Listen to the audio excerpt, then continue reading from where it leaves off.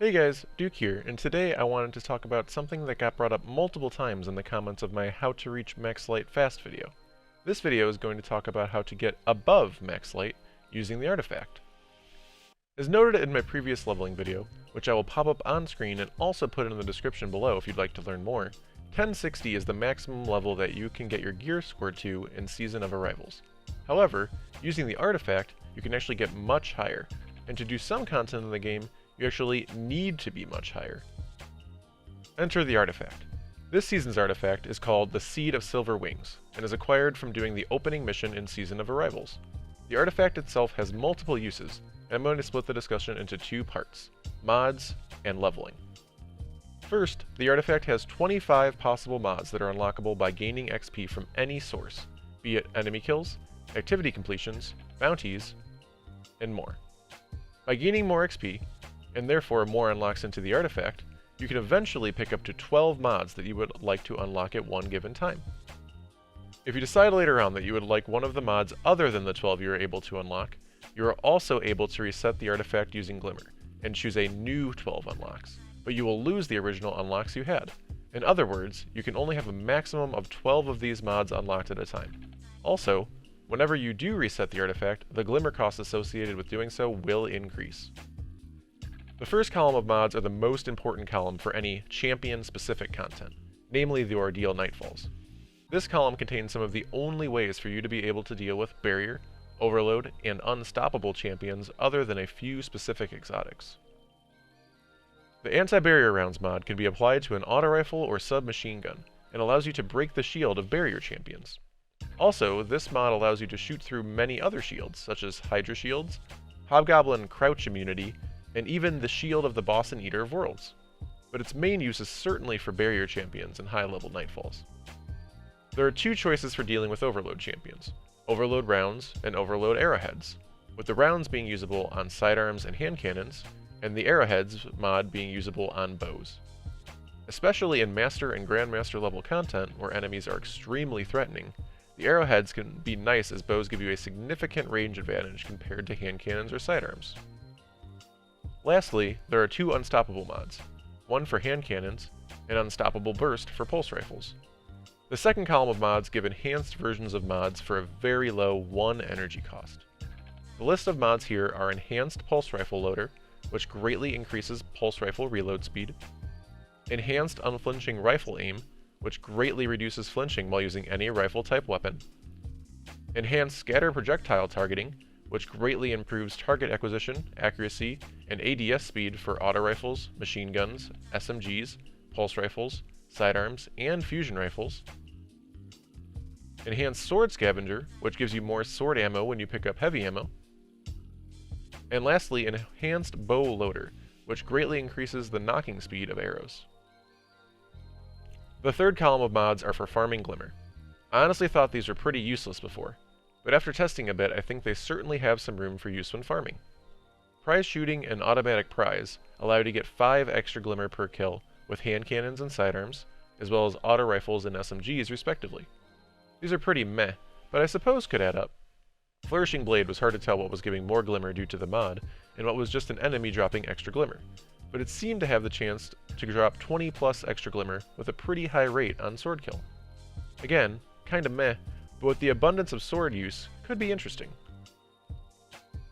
Ascended Bounty gives 25 extra Glimmer on killing a taken combatant with a finisher. The main mod I think is actually pretty good is Dimensional Tithes, which while it says has a chance to give Glimmer when defeating taken combatants, actually seems to give a guaranteed 15 extra Glimmer per taken kill.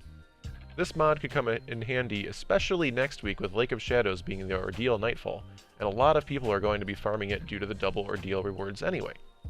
So if you need Glimmer, slapping this mod on as well could really add up to quite a bit extra Glimmer for 0 extra effort. The fourth column has some more champion-specific effect mods.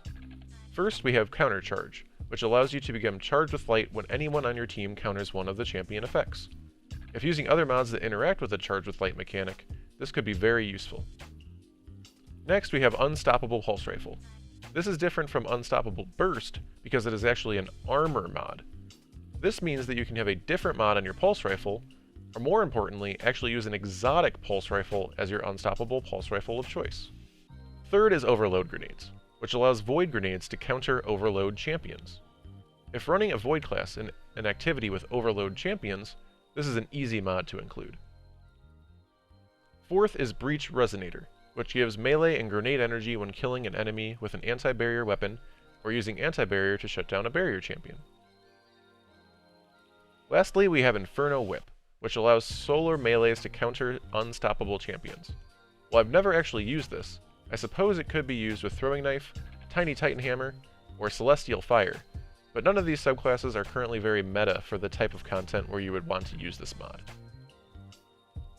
The last column contains some potentially very strong mods in the right situations, with one extreme outlier. These mods are Oppressive Darkness, Solar Plexus, Heavy Finisher, Volatile Conduction, and Guardian Angel. The main mod to talk about in this column is Oppressive Darkness. This allows any Void Grenade to apply a debuff to almost any enemy. In other words, with this mod equipped, if you deal damage with a Void Grenade, you and your teammates will do 30% more damage to the enemy damaged by that grenade for a few seconds. This mod is absolutely top tier and an auto-include in your build when running any Void class in 99.9% of PvE content. Now that we've talked about how the artifact works in terms of unlocking mods and using them, we're going to talk about its other use, increasing your character's level. As I said at the start of the video, 1060 is the highest level you can get to during Season of Arrivals with gear alone. But the artifact has a power bonus attached to it that can increase your power infinitely. There are a few catches, however. First, each time you gain a power bonus using the artifact, your next level using the artifact will require more XP than the level previously, and this scales up quite hard as you get to the higher and higher levels. Second, there is quite a bit of content in the game that basically turns off your artifact in terms of calculating your overall level, such as Iron Banner and Trials of Osiris. Grandmaster Nightfalls are a weird edge case.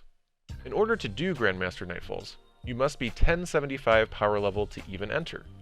In other words, you need at least a 15 power bonus from your artifact, assuming you're at the 1060 max possible gear score, or a higher power bonus from the artifact if you're an even lower gear score. However, you are also capped at 1075 level, so being any higher than that has no benefit to the difficulty of the content. So these Nightfalls turn off your artifact to some extent as well. The two biggest benefits of getting a higher artifact power bonus are in Master level Nightfalls and Nightmare Hunts. Both of these activities are 1080 level activities, so getting your character to at least 1080 allows you to not have deficits of taking more damage, as well as doing less damage that you have while being underleveled for content in Destiny. In order to get a higher power boost on your artifact, you again need XP for every level. As mentioned earlier, you can get XP from any source, but the most efficient way of getting XP is through bounties.